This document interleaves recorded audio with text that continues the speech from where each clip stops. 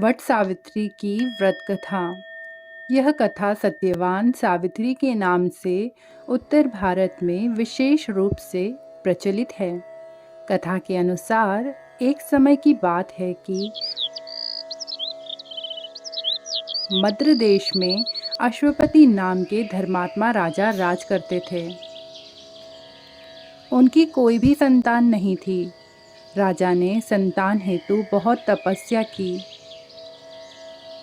कुछ समय के बाद उन्हें माता सावित्री ने वर दिया।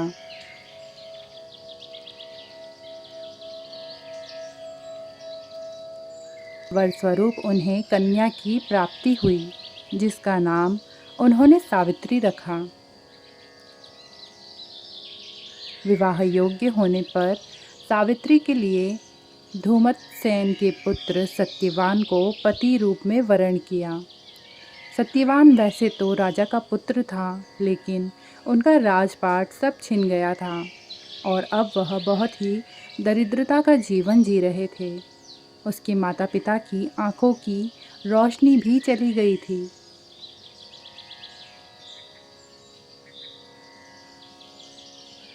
सत्यवान जंगल से लकड़ियां काट कर लाता और उन्हें बेचकर जैसे तैसे अपना गुजारा कर रहा था।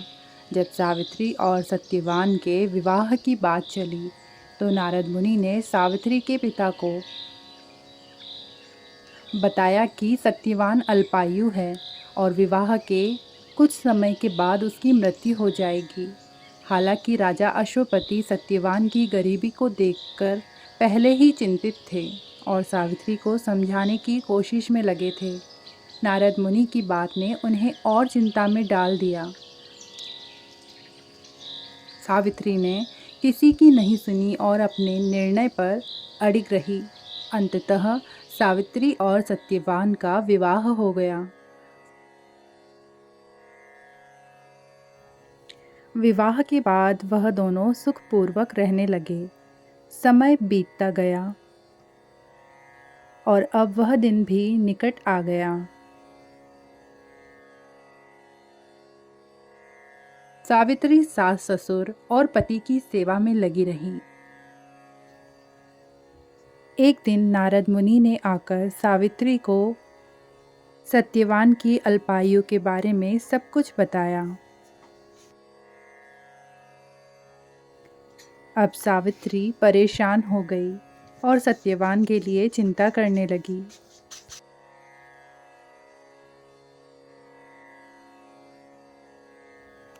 जैसे जैसे वह दिन निकट आता गया, सावित्री अधीर होने लगी और उसे और भी ज़्यादा चिंता होने लगी।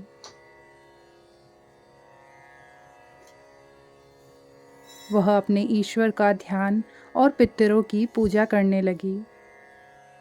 नारद मुनि ने सत्यवान की मृत्यु का जो दिन बताया था, उसी दिन सावित्री भी सत्यवान के समय वन को चली गई।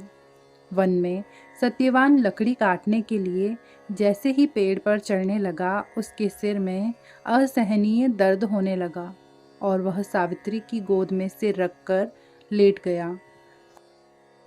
सावित्री मन ही मन अपने पति के दीर्घायु की कामना करने लगी।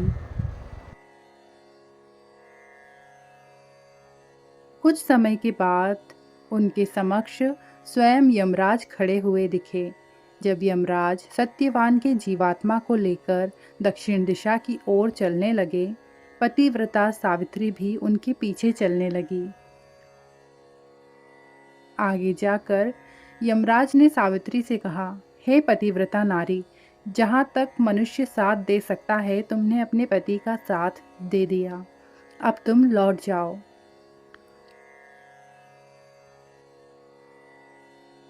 इस पर सावित्री ने कहा, जहाँ तक मेरे पति जाएंगे वहाँ तक मुझे भी जाना चाहिए।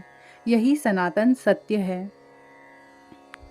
यमराज सावित्री की वाणी सुनकर प्रसन्न हुए और उसे वर मांगने को कहा। सावित्री ने कहा, मेरे सास ससुर अंधे हैं, उन्हें नेत्र ज्योति दें। यमराज ने तथास्तु कहकर उन्हें लौट जाने के लिए कहा और आगे बढ़ने लगे, किंतु सावित्री यम के पीछे ही चलती रही। यमराज ने प्रसन्न होकर पुनः वर मांगने को कहा। सावित्री ने वर मांगा, मेरे ससुर का खोया हुआ राज्य उन्हें वापस मिल जाए। यमराज ने तथास्तु कहकर पुनः उसे लौट जाने को कहा, परंतु सावित्री अपनी बात पर अटल रही और वापस नहीं गई। सावित्री की पति भक्ति देखकर यमराज पिघल गए और उन्होंने सावित्री से एक और वर मांगने को कहा। तब सावित्री ने वर में मांगा, मैं सत्यवान के 100 पुत्रों की माँ बनना चाहती हूँ, कृपा कर आप मुझे यह वरदान दें। सावित्री की पति भक्ति से प्रसन्न हो इस अंतिम वरदान को देते हुए यमराज ने सत्यवान की जीवात्मा को पाश से मुक्त कर दिया और अदृश्य हो गए। सावित्री जब उसी वट वृक्ष के पास आई तो उसने पाया कि वट वृक्ष के नीचे सत्यवान जीवित हैं और शरीर में जीव का संचार हो रहा है। कुछ देर में सत्यवान उठकर बैठ गए। उधर सत्यवान के माता पिता की आंखें भी ठीक हो गई और उन्हें खोया हुआ राज्य भी वापस मिल गया। तभी से राज्य की अन्य स्त्रियां भी वट सावित्री की पूजा और व्रत विधि विधान से करने लगी।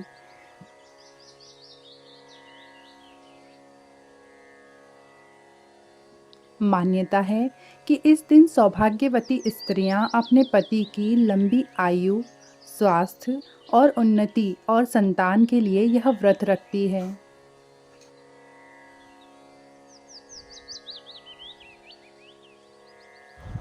अगर आपको कहानी पसंद आई हो तो चैनल को सब्सक्राइब करना ना भूलें।